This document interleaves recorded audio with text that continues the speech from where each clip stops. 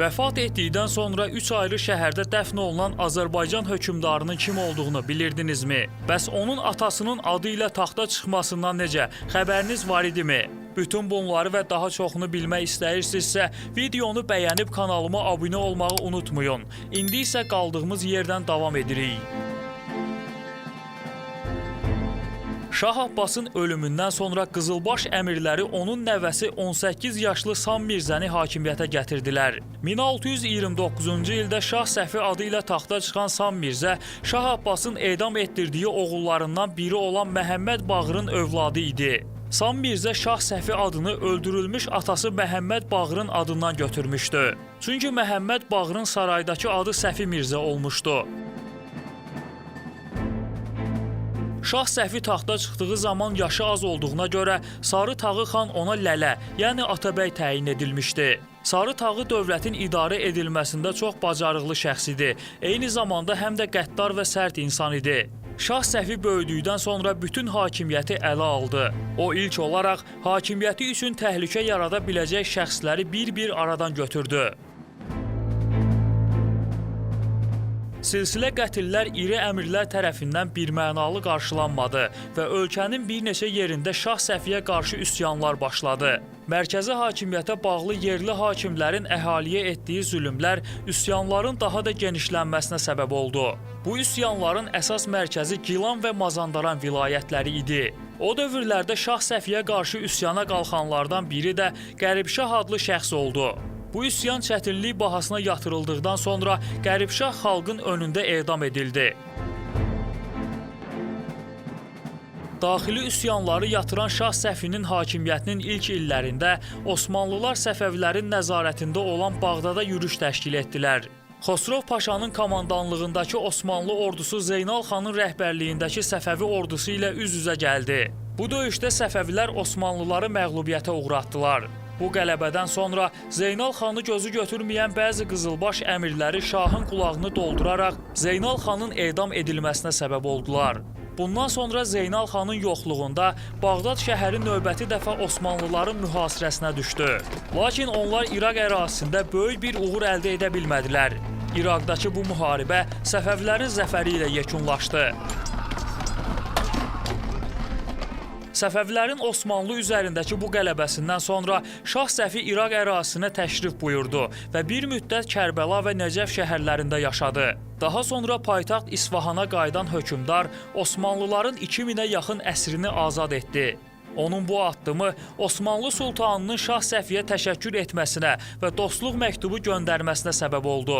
Lakin Osmanlı sultanı 4-cü Muradın hakimiyyəti illərində vəziyyət bir qədər dəyişdi. 1634-cü ildə İrəvana hücum edən Osmanlılar şəhəri ələ keçirdilər. Lakin onlar Təbrizə doğru hərəkət etmədilər. Bu xəbəri alan Şah Səfi süvarilərdən ibarət ordusu ilə İrəvana doğru hərəkət etdi və şəhəri Osmanlılardan geri aldı.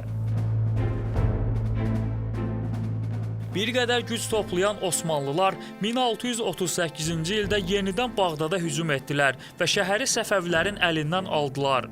Bu münaqişədən sonra 1639-cu ildə Zihab adlı yerdə tərəflər arasında sülh müqaviləsi imzalandı. Tarixi mənbələrdə Qəsr-i Şirin müqaviləsi adı ilə məşhur olan bu anlaşmaya görə Ərəb İraqı Osmanlılarda qaldı. Zəncir qalasından şərqdəki torpaqlar isə Səfəvilərə verildi. Qəsr-i Şirin anlaşması demək olar ki, 1555-ci ildə imzalanmış Amasya sülh müqaviləsinin təkrarı idi. Bu anlaşmadan sonra Səfəvi və Osmanlı dövlətləri uzun müddət bir-biri ilə müharibə etmədi. Qəsr-i Şirin anlaşmasından sonra Şah Səfi ömrünün böyük bir hissəsini İsfahandakı sarayında keçirdi və 1642-ci ildə Kaşandakı iqamətgahında vəfat etdi. Şah Səfinin vəsiyyətinə əsasən ölümündən sonra onun qəbrinin gizli qalması üçün Qızılbaş əmirləri 3 cəsədi müxtəlif yerlərə, birini Nəcəfə, birini Məşədə, digərini isə Qum şəhərinə göndərdilər.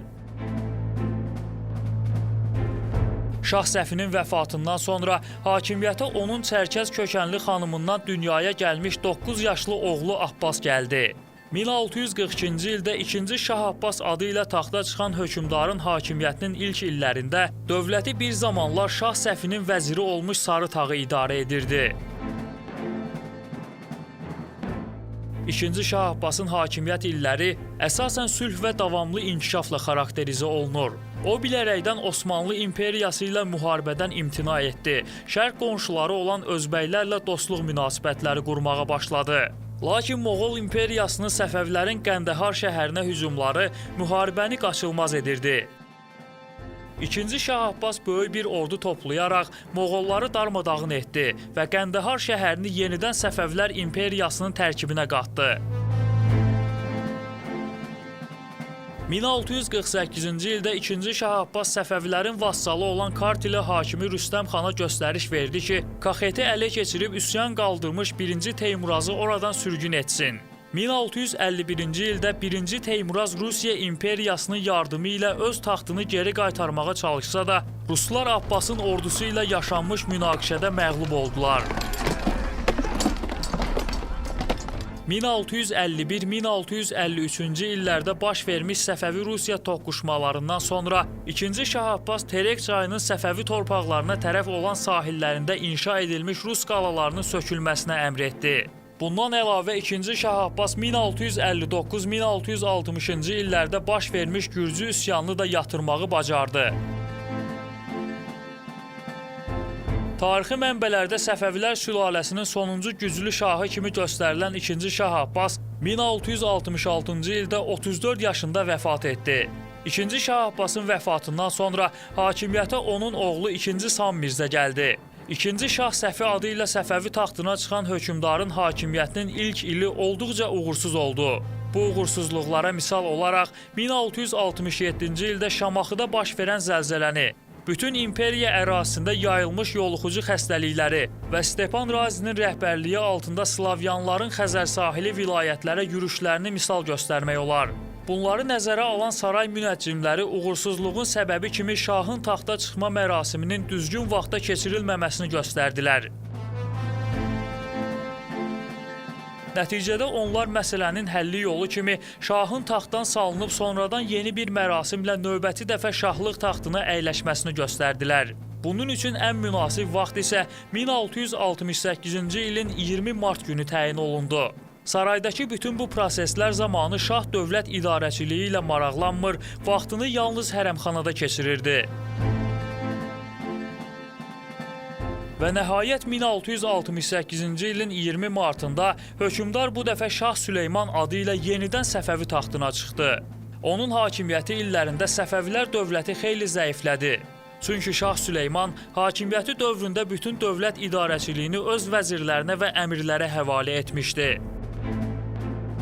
Şah Süleymanın 28 illik hakimiyyəti dövründə Səfəvilər dövləti həm siyasi, həm də iqtisadi baxımdan xeyli gerilədi.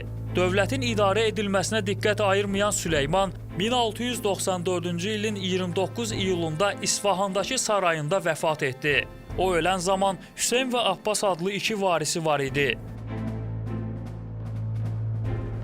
Şah Süleyman saray əyanlarına bildirmişdi ki, əgər onlar sülh şəraitində yaşamaq istəyirlərsə, böyük övladı Hüseyn Mirzəni şah elan etsinlər. Yox, əgər imperiyanın güclü olmağını istəyirlərsə, Abbas Mirzəni şah təyin etsinlər.